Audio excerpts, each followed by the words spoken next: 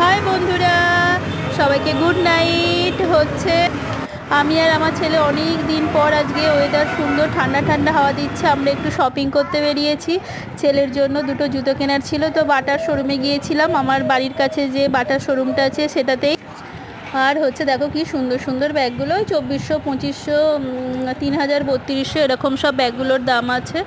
আর ফাঁকা এই দোকানটা, কেউ সেরকম ছিল না, দু চারজনই ছিলাম।